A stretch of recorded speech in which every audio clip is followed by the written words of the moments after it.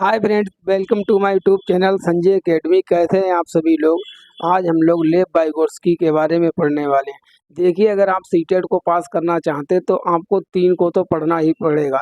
लेब Vygotsky, gene पियाजे और Lawrence कोल्बर, इन तीनों को मिलाकर कम से कम 10 क्वेश्चन आपके आते हैं। तो इन तीनों को आपको बिल्कुल भी स्किप नहीं करना और बिल्कुल वर्ड बाय वर्ड पढ़ना है, अच्छे से समझना है। लेब वाइगोत्स्की के ऊपर आज हम लोग बात कर रहे हैं। इससे पहले हम लोग जीन पियाजे के बारे में पढ़ चुके हैं। तो आज की क्लास को बहुत आराम से करें और इस क्लास के बाद आपको कोई भी क्लास करने की ज़रूरत नहीं है जो भी लेब वाइगोत्स्की से रिलेटेड है, क्योंकि आज की क्लास में हम लोग लेब वाइगोत्स्की से रिलेटेड ऑल अबाउट सब कुछ पढ़ने वाले हैं। थ्योरी प्लस प्रैक्टिस सब कुछ करेंगे, ठीक है। पहले थ्योरी पढ़ लेते हैं, बाद में प्रैक्टिस करते हैं। चलिए अपनी क्लास को स्टार्ट करते हैं। Latest start our class. Lev Vygotsky का सामाजिक सांस्कृतिक प्रक्षेप, वाइगोत्स्की सोशियो कल्चरल अप्रोच। देखिए, जे लेब वाइगोत्स्की जी हैं, मात्र 38 ईयर्स की एज में इनकी डेथ हो गई थी। रसिया के रहने वाले थे, रूसी मनोवैज्ञानिक थे। यह एक सामाजिक रचनावादी हैं। इनको कैसा कहा जाता है? सोशल कंस्ट्रक्टिविस्ट कहा जाता है। इनके अनुसार जो बच्चा है वो ज्ञान का निर्माण करता है, कहाँ? समाज में, इसलिए इनको सोशल कंस्ट्रक्टिविस्ट कहा गया है। जबकि जीन पियाजे को रेडिकल कंस्ट्रक्टिविस्ट कहा गया है। सामाजिक सांस्कृतिक पहलुओं पर ध्यान केंद्रित करते हैं। जो कहते हैं कि जो बच्चा है वो सामाजिक संस्कृति में अपनी सीखता है, इसलिए इन्होंने की थ्योरी को हम कल्चरल टूल्स भी कहते हैं। सामाजिक सृजनवाद का अगर जनक आ जाए, पूछा जाए कौन है, who is father of social constructivism, तो वो है आपके लेब वाइगोत्स्की। इनका पूरा नाम था लेब सिमेनोविच वाइगोत्स्की। हमको केवल वाइगोत्स्की ध्यान रखना है। बच्चों द्वारा ज्ञान का सृजन किया जाता है। चलिए अब हम पढ़ते हैं इनके सिद्धांत के बारे में, क्या क्या इन्होंने सिद्धांत दिए। बच्चों द्वारा ज्ञान का सृजन किया जाता है, ठीक है।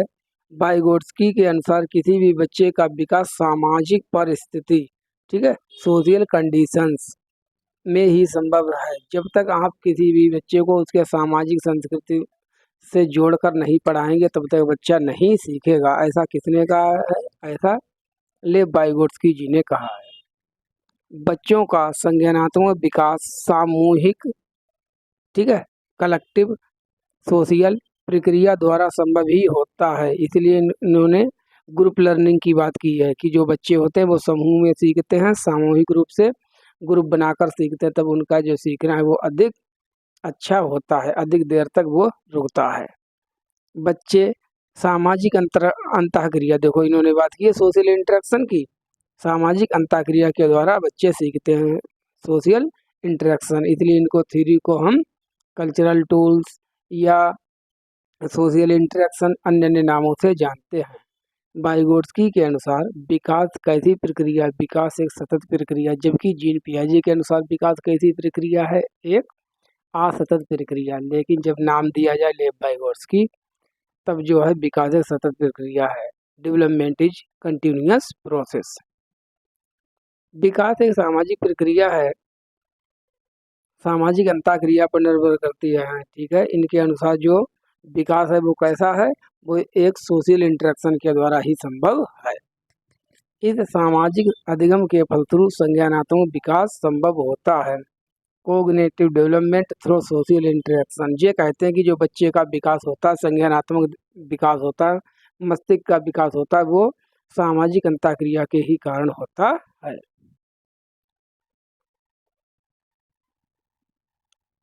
अब महत्वपूर्ण पहलू देख लीजिए जो कि इन्होंने बताए हैं लेब वाइगोत्स्की जी ने। इन्होंने देखिए निम्नलिखित पहलुओं की बात की है। ये ट्रिक है आपकी SCL। अगर कहीं पर आपको SCL मिल जाए लिखा हुआ तो वो आंसर उसका लेब वाइगोत्स्की होगा।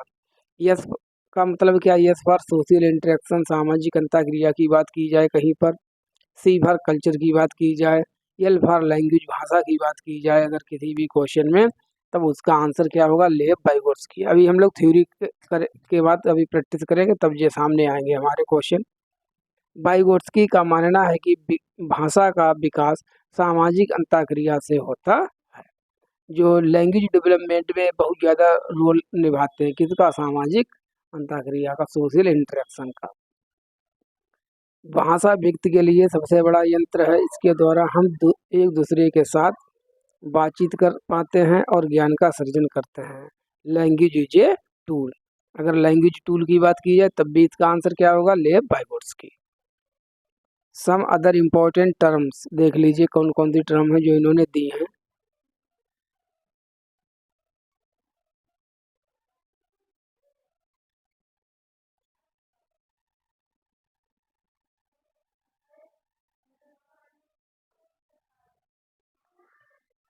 देखिए ZPD, zone of proximal development, संभावित विकास का क्षेत्र किसने दिया है? लेव वाइगोट्स्की जी ने दिया है।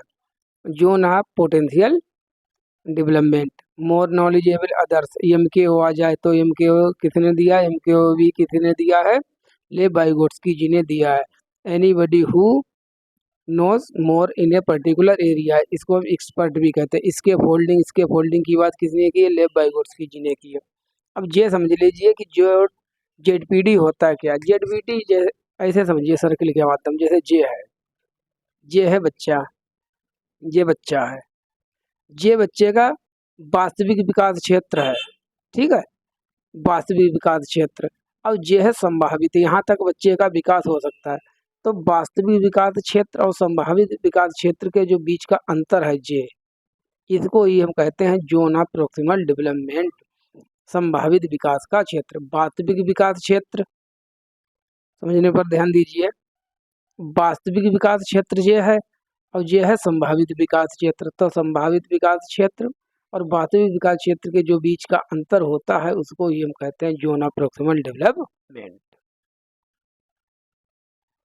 अब एमकेओ कौन होता है? एमकेओ वो कोई भी पर्सन हो सकता है जो हमको सिखाने में हमारी थोड़ी भी मदद कर दे। जैसे मैं आपको सिखाने में थोड़ी हेल्प कर रहा हूँ, सीटेट को पास करने के लिए मैंने आपको थोड़ी सी सीडीपी पढ़ा दी, ठीक है, तो मैं कौन हो गया आपके लिए? मैं आपका एमकेओ हो गया।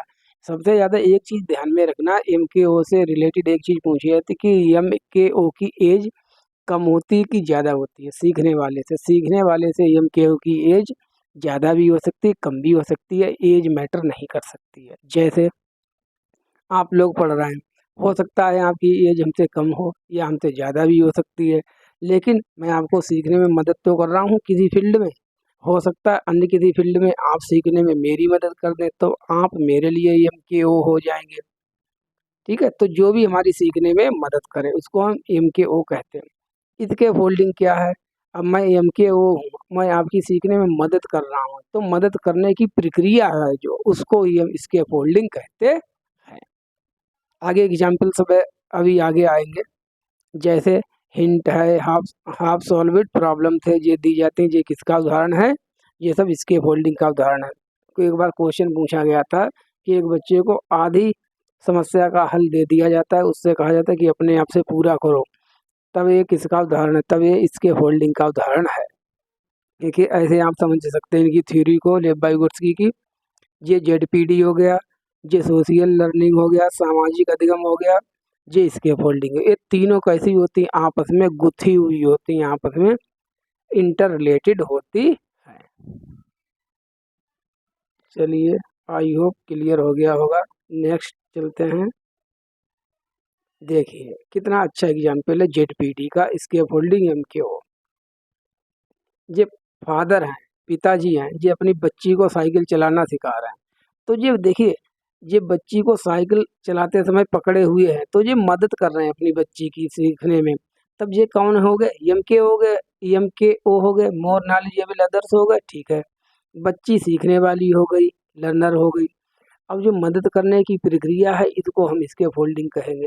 अच्छा ये बताइए, ये क्या पिताजी इस बच्ची को हमेशा ऐसे पकड़ के चलवाएंगे कि कुछ समय बाद जब ये सीख जाएगी तब छोड़ देंगे? जैसे जैसे बच्ची सीख जाएगी अपने आप चलाना तभी ये मदद करना छोड़ देंगे। इसीलिए इसके फोल्डिंग जो होती है, मदद की जाती है, वो अस्थायी मदद होती है। लिख लीजिए, टेम्परेरी हेल्प, अस्थायी। स्थायी नहीं, अस्थायी होती है कि जीवन भर थोड़ी ना साइकिल पकड़ के चलवाएंगे, सिखा रहे हैं इसलिए पकड़ेंगे। तो तीनों चीज़ें क्लियर हो गई। एम के ओ फादर हो गए, स्कैफोल्डिंग सहायता देने की प्रक्रिया, साइकिल को पकड़ना। जेडपीडी बालक को मदद मिलने पर सीखने का दायरा जो है उसका बढ़ जाता है। आई होप सब चीज़ें आपको क्लियर हो गई, चाहे तो जेडपीडी हो, चाहे वो स्कैफोल्डिंग हो या एमकेओ है। एक बार जेडपीडी को फिर समझ लीजिए। जैसे जे है सर्कल, जे है जे बच्ची, जे साइकिल सीख रही है, ए अभी यहाँ पर है, वास्तविक स्तर पर है, यहाँ पर है। ये इसका संभावित है, यहाँ तक ये सीख सकती, मतलब साइकिल चलाना सीख सकती है, इसमें क्षमता है। लेकिन यहाँ से यहाँ तक जाने के लिए कोई मदद करने वाला भी तो इसके पिताजी जो हैं वो मदद कर रहे हैं। वो कौन हो गए पिताजी? एमकेओ हो गए।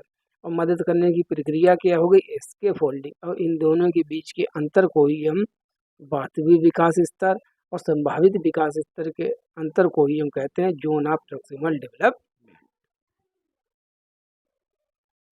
चलिए अब आगे चलते हैं। भाषा के रूप, 3 रूप।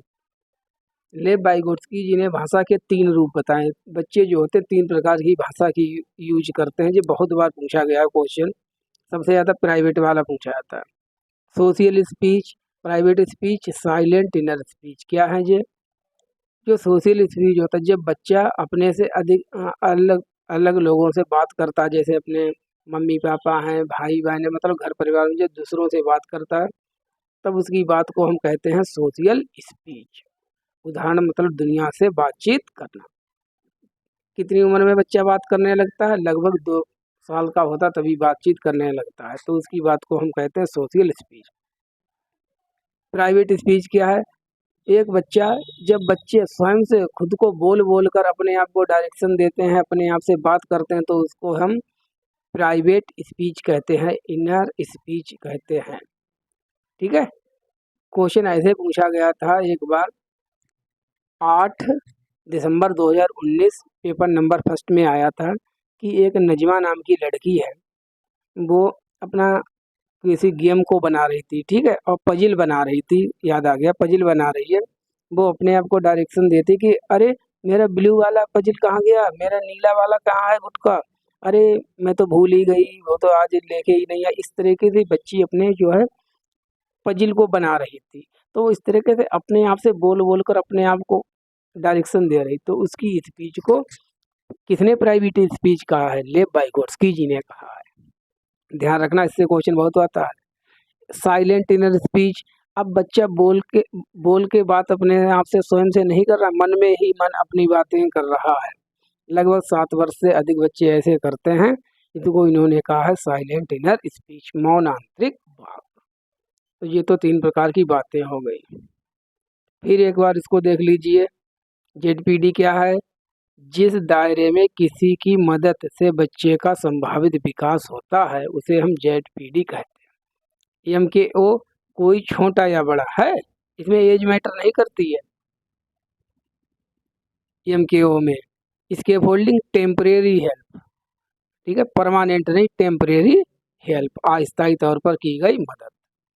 क्षणिक मदद, यह तब तक जारी रहेगी जब तक हम खुद को काम करने ना लगे, यह एक प्रक्रिया है। अगर क्वेश्चन पूछा जाए इसके फोल्डिंग क्या है, इसके फोल्डिंग एक मदद करने की प्रक्रिया है, अस्थायी मदद होती है।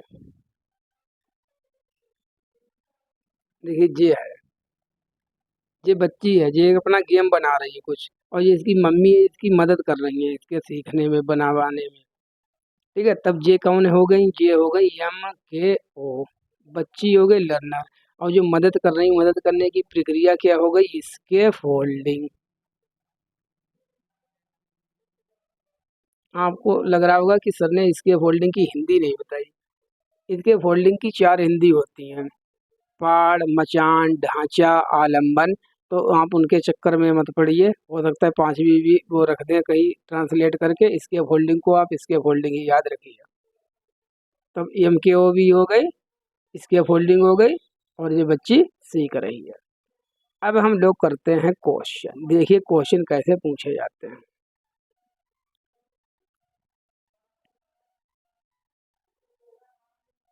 लेव Vygotsky theory is referred to as a, Lev Vygotsky के सिद्धांत को किस प्रकार का सिद्धांत माना गया है? बताइए कैसा सिद्धांत माना गया? Psycho analytic, socio cultural, behavioristic, information processing. तो मैंने आपको ट्रिक बताई दी है S C L, S C L, S C supreme court और एल फॉर लर्निंग, ऐसे ध्यान रखना, कुछ भी बना के आप ध्यान रखिए, ट्रिक है। S for society, C for culture, L for language. जहाँ पर सोसाइटी की, समाज की बात की जा रही, कल्चर की बात की जा रही, संस्कृति की बात की जा रही, भाषा की बात की जा रही है, तब उसका आंसर लेव बाइगोट्स्की होगा। इसीलिए इनके सिद्धांत को हम सामाजिक सांस्कृतिक विकास का सिद्धांत भी कहते हैं। तब इसका आंसर कौन सा हो जाएगा? हमारा answer number B is right.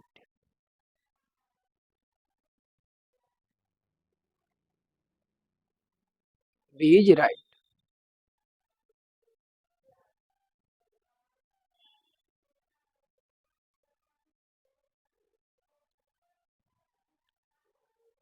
Following Lev Vygotsky theory a teacher should. एक व्यक्ति है, टीचर है जो, वो लेव बाइगोट्स्की जी को फॉलो करता है। तब उसके अनुसार, लेव बाइगोट्स्की जी के अनुसार एक टीचर को क्या करना चाहिए? इसका मतलब ये क्वेश्चन का बताइए। Provide appropriate scaffolding to students by giving hints and clues. संकेत और इशारे देकर विद्यार्थियों को उपयुक्त पाठ। अब पाठ किसके लिए कहा गया है? स्कैफोल्डिंग के लिए। पाठ प्रदान करनी चाहिए अपने बच्चों को सीखने के लिए, मतलब हिंट करना चाहिए, क्लूज देना चाहिए। क्या टीचर को ऐसा करना चाहिए? बिल्कुल करना चाहिए, इसे ही हम कहते हैं स्कैफोल्डिंग। बी क्या? रिस्ट्रिक्ट। रिस्ट्रिक्ट माने रोकना। Collaboration and discussion among student. Collaboration मतलब उनको ग्रुप लर्निंग या एक दूसरे से सीखने के लिए उनको रोकना चाहिए? नहीं, रोकना नहीं है हमको। ले बाइगोट्स्की तो जी कहते हैं इसको बढ़ावा देना है, रोकना नहीं, इसलिए ये गलत। Practice total non interference of adults in student process of learning. विद्यार्थियों की अधिगम प्रक्रिया में वयस्कों को पूर्ण हस्तक्षेप की प्रणाली अपनानी चाहिए। मतलब स्टूडेंट अगर सीख रहे हैं तो टीचर है या कोई भी एडल्ट है, उसको कोई भी इंटरफियरेंस नहीं करना चाहिए। नहीं इंटरफियरेंस करना चाहिए, हमको उनकी मदद करनी चाहिए सीखने के लिए, इसलिए ये भी हमारा गलत हो गया। Frequently use negative in reinforcement to condition student behaviour. बच्चे जब सीखेंगे जब उनको लिए नकारात्मक रूप से आप इन्फोर्समेंट करें कि अगर तुमने ये नहीं कर पाया तो मैं तुम्हारी पिटाई लगाऊंगा या तुमको मुर्गा मुर्गी बना दूंगा। इस प्रकार का निगेटिव जो है या पॉजिटिव आप कुछ भी रीइंफोर्समेंट नहीं देंगे। आप बच्चों को क्लूज देंगे, पाठ देंगे। पाठ, पाठ का मतलब स्कैफोल्डिंग प्रोवाइड कराएंगे। So A is our right option.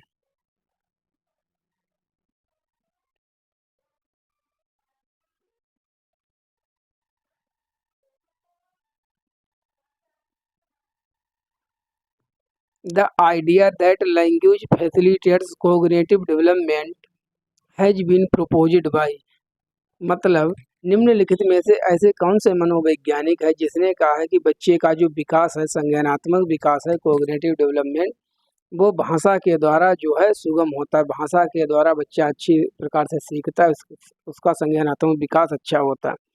तब फिर यहीं पर S C L, L for language, भाषा की बात की गई। तब इसको देखते ही कर हमारा आंसर क्या हो जाएगा? लेव बाइगोट्स्की, ए इज आवर राइट ऑप्शन। जहाँ पर सोसाइटी की बात की जाए, कल्चर की बात की जाए, उसका आंसर होगा लेव बाइगोट्स्की। प्लीज इसको रट लीजिए बिल्कुल। सेकेंड क्वेश्चन है हमारा, according to Lev Vygotsky are very important to facilitate cognitive development of children. Lev Vygotsky के अनुसार निम्नलिखित में से कौन सी चीज़ है जो बच्चों के संज्ञानात्मक विकास को प्रभावित करने के लिए बहुत महत्वपूर्ण है? कंडीशनिंग, नहीं कंडीशनिंग की बात नहीं करते हैं।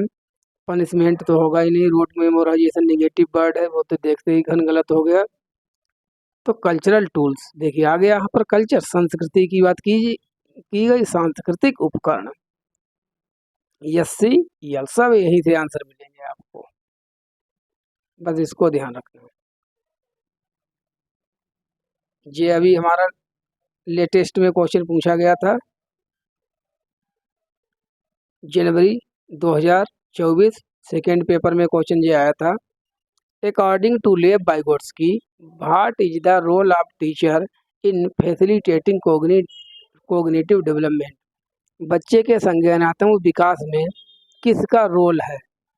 किसके अनुसार? लेव वाइगोट्स्की जी के अनुसार क्या करना चाहिए? To provide information and knowledge to the students, बच्चों को नॉलेज देनी चाहिए, ठीक है, और ज्ञान प्रदान करना चाहिए। To guide and support the students learning through scaffolding, बच्चों को गाइड करे, उनकी सहायता करे सीखने में और उनको स्कैफोल्डिंग प्रोवाइड कराए।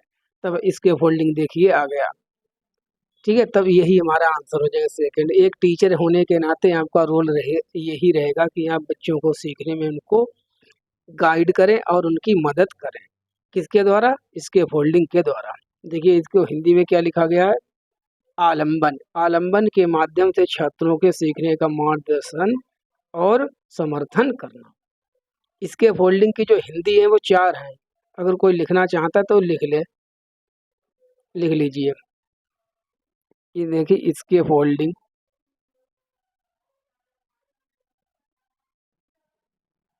स्कैफोल्डिंग हिंदी की जो है पाड़, मचान। अभी तक जो भी हिंदी पूछी गई है पेपर में वो मैंने सब लिखी है, पाड़, मचान, ढांचा और आलंबन। अभी लेटेस्ट में आलंबन इसकी हिंदी बनाई गई है, ठीक है। कभी कभी अगर इसकी इंग्लिश ना देखें तो हमारा क्वेश्चन गलत हो जाता है। जैसे आपने इसके फोल्डिंग की हिंदी पाड़ याद कर ली, उसमें ढांचा आ गया, तब आप कंफ्यूज हो जाएंगे। तो इसके लिए जो चारों हिंदी हैं, पाड़, मचान, ढांचा या आलंबन। चलिए अपनी क्लास को यहीं पर कंप्लीट करते हैं और अब की बार हम लोगों को बिल्कुल सीटेट को क्लियर करना है। हमारे चैनल का नाम है संजय एकेडमी, प्लीज़ आप इसको सब्सक्राइब कर लीजिए। 7 बारों के साथ शेयर कर दिया करें, चैनल को लाइक करें, कमेंट करें और इसकी पीडीएफ आपको हमारे जो टेलीग्राम ग्रुप है इसको ज्वाइन कर लीजिए, यहाँ पर इसकी आपको पीडीएफ मिल जाएगी। Thank you for watching. ये क्लास आपके लिए रामबाण सिद्ध होगी। Thank you.